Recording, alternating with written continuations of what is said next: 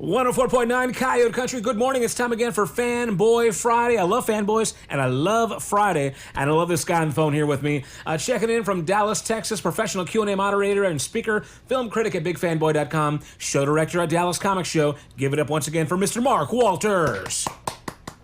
Hello, sir. What is up, Robert? Happy February to you. I know, right? Oh, are you going to be my Valentine, bro?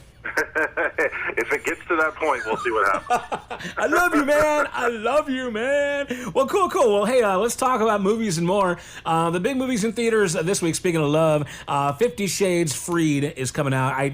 50 Shades of Grey, the third one, I guess. Not a fan. How about you? More importantly, the final one. Thank God this is over. I got to tell you, man, this is a franchise. This is a fandom that has confounded me.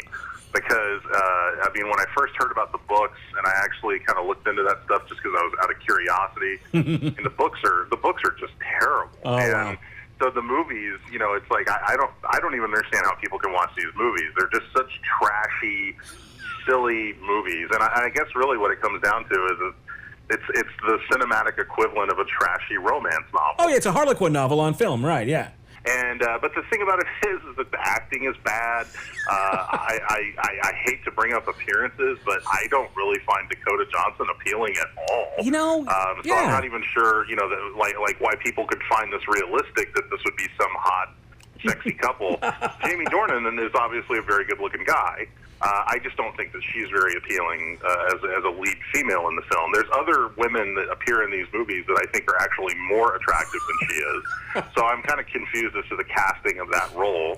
But obviously these are movies that are not made for me. They're not made for guys like us. These are made for a particular audience, and I guess that audience really likes them. And the ladies love them, so ladies, do your thing, all right? Valentine's weekend, force your man to go see 50 Shades Freed. And that's why... I'm not going to go willingly, right? That's why guys like me and Mark are single. Exactly. That's why guys like us are going to be in the other theater watching some sort of pop culture goofball movie. Absolutely. All right, so the other big release is going to be Peter Rabbit. I don't know much about that. My kid wants to see it, but that's going to be good for the kids, I'm sure. And let's get into this one real quick. The 1517 to Paris opens today, and I know you've already seen this one. Let's get into that one. Yeah, it's a very powerful story, and people probably remember this because it was fairly recent in the news when it happened. I believe it was just a couple of years ago. These three guys who were friends since childhood, two of them were military guys, and they happened to be on this train that was on its way to Paris from, they were over in Germany and Amsterdam, and they were going to Paris, and a terrorist got on this train with the intention of killing, probably every passenger on the train. Mm-hmm. It later came out that the terrorist had on him 300 rounds of ammunition and an AK-47. So this guy obviously had intended to do some major damage. Wow. And these three guys, they turned into heroes. They ended up taking this guy down. And the most interesting thing about it is, it's a little bit of a spoiler, but if you guys know the news story, it's been pretty heavily publicized. Right. But these guys managed to save everybody on the train. They managed to save all those people's lives. So it's really an incredible story. And so Clint Eastwood directs this movie, and he had this inspired idea that rather than cast actors to play these three guys, he actually used the real three guys that did this, and he's basically having them reenact what they did. But what I found most interesting about it, which I didn't know ahead of time, and I found out later after I'd seen the film, was that not only are the three guys that are in the main three guys that are the real guys, but all the people that are on the train, with the exception of the terrorist, of course, all the people that are on the train in the movie are the actual people that were on the train when it happened. So not only did Clint Eastwood go get the real three guys to play the parts in this film, he went and got all the people that were actually on the train, including the staff of the train, to play the parts that they actually played, in real life. Can you just imagine getting that phone call from Clint Eastwood? He's calling these guys up. Hey, you want to be in my movie, punk? He was on Jimmy Kimmel the other night. He was talking about how that the guys were consulting him. They were actually telling him, how everything was going, and that they were going back and forth on, consulting and kind of going through the story elements. And he said after so many times of doing that, he finally just thought to himself, why wouldn't I just use these guys? Why wouldn't I just have these guys play themselves? So it's an interesting experiment of a film, and I will say, because, I mean, listen, it's going to be the obvious complaint. A lot of people are going to say this after seeing the film. It's very obvious these guys are not actors. Sure. And when you're when you're watching the movie, there are certainly moments throughout the film where it's like, oof, the non-acting or the lack of acting talent is really showing through. But if you can do what I did, which was I kind of went into it thinking, I'm going to watch this like I would watch someone's home movie. Like I'm seeing like a window into their life. I'm seeing someone documenting, real people and showing what they're going through. And I think if you watch it that way, it's fairly more entertaining to watch it that way.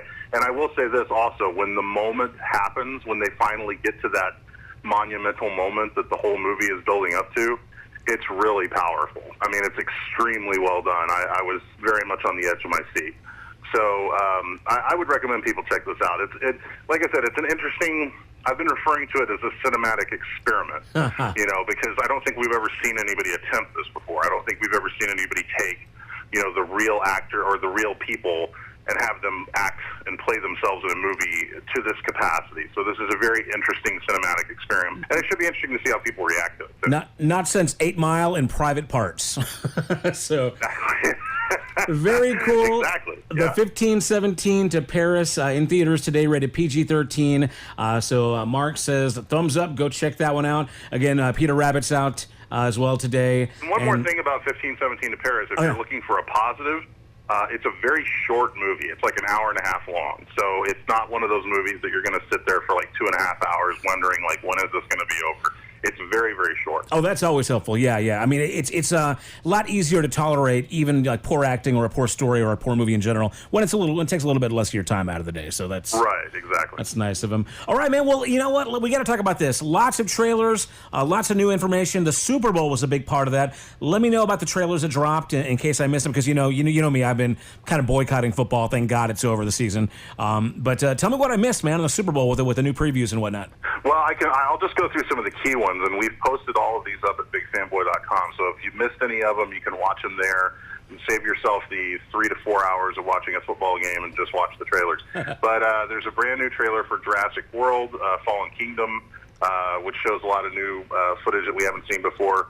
Probably the biggest, the most talked about trailer that came out during the Super Bowl was the Solo, a Star Wars story trailer, in which we've learned the story of a young Han Solo. And there's been a lot of interesting criticism about this because, this is a movie that was kind of plagued with production problems. The original 2 directors, Phil Lord and Chris Miller, were actually fired from the project, and they brought in Ron Howard with the original intention of Ron Howard editing the film and doing minor reshoots. As it turned out, Ron Howard actually reshot 80% of the movie. Wow. And so the movie that we're going to end up seeing in theaters is very much a Ron Howard film. But it should be interesting to see how this film plays because... I'm sorry. I just had a thought. Darth Hanks. Sorry. Well, Ron Howard joke there. He did manage to fit a few of his regulars into this film because Clint Howard, I think, makes an appearance. Paul Bettany actually was playing a character which was originally Michael K. Williams from The Wire, but they recast it and put Paul Bettany in there. One of the other trailers that's pretty cool to watch, the Mission Impossible Fallout trailer debuted, and I'm sure a lot of you have heard about the fact that Tom Cruise was pretty badly injured on this movie. He messed up his ankle really bad, and they actually have that shot in the trailer. You can actually see the moment where he messed up his leg. And that trailer is pretty action-packed. It looks like that film's going to have a lot of really cool stunt work in it. There's a new Avengers Infinity War TV spot, which has a little bit of new footage in it. There's a couple other trailers that hit this week after the Super Bowl, which are probably worthy of note. New Melissa McCarthy movie, Life of the Party. There's a movie with David Tennant called Bad Samaritan, which looks really cool. I posted these on BigFanboy.com as well. The Deadpool 2 trailer came out, in which we finally get to see Josh Brolin as Cable. Oh, yeah. And it's kind of funny in a way because there's 2 Marvel movies that were being promoted this week, Deadpool 2 and Avengers Infinity War. And Josh Brolin plays pretty big parts in both movies, but playing 2 very different characters. He's playing Cable in Deadpool 2, and he's playing Thanos in Infinity War. So yeah, Josh Brolin, I guess, has the Agent of the Year. Man, I tell you what, yeah, busy. And then, of course, the biggest trailer, or one of the bigger trailers to hit this week, was the Venom teaser trailer, which hit on Thursday. Now, the interesting thing about this trailer is that a lot of people are fans of Venom from the Spider-Man comic books, and Venom is a very popular character. I, for one, have been very outspoken about the fact that I think making a Venom movie is probably a bad idea, because I feel like it's a character that works well as a villain to Spider-Man, but for some reason they felt, yeah, let's give him his own movie. But there's no Venom in the trailer. Like, they have this teaser trailer for Venom that they're trying to get people hyped up for it, and they don't show a single shot of Venom in the entire trailer, and it's causing a lot of people to complain about this online. If you look at social media, you know, everybody's talking about, hey, thanks for giving us a Venom trailer and no Venom in it. Well, so, I mean, I think that was kind of a dropping of the ball from Sony Pictures. So I predict Sony will probably give us another trailer a lot sooner than later on this. Well, maybe a dropping of the ball, or maybe just a very deliberate teaser. I mean, that's about as teasing as you can get, right? Just to get everybody talking. Well, see, that's just it, Robert. Guys like you and me, we can appreciate and understand the logic behind the concept of a teaser trailer. Like, we're probably very much of the generation that we would almost rather have a teaser trailer that doesn't give away a lot of major stuff and save it for the movie. Sure. These days, with modern society, they don't want that. They Right. want to see it. They want you to show them the money. And so if you're not going to have Venom in an actual Venom trailer, I think you're dropping the ball big time. Instant gratification is what it's all about. Yes, sir. We've talked about all that before. But yeah, sounds like a lot of good stuff. Anything else you got going on BigFanboy.com? Any more, articles of interest? No, we're kind of getting geared up. Even though it's a month away, we're getting geared up for the Oscars, which are coming up on March 4th, and it should be interesting to see how those play out. And then Dallas Comic Show, we're going to be announcing some dates here really, really shortly. So we'll have some dates announced for the rest of the year. So we're just kind of getting ready for that, and gonna try to check out a few movies this weekend. I actually didn't get a chance to see Peter Rabbit, and even though I'm not a kid, I think it looks incredibly adorable. So I may go check out Peter Rabbit this weekend. My kid will probably force me to go see it too. So all right, we might talk about that one next week. All right, well, very cool, man. Everybody go check out BigFanboy.com for the latest and greatest on what's going on in Mark's world. Once again, let's give it up from Dallas, Texas, professional Q&A moderator and speaker, film critic at BigFanboy.com, the show director at Dallas Comic Show. Once again, Mr. Mark Walters.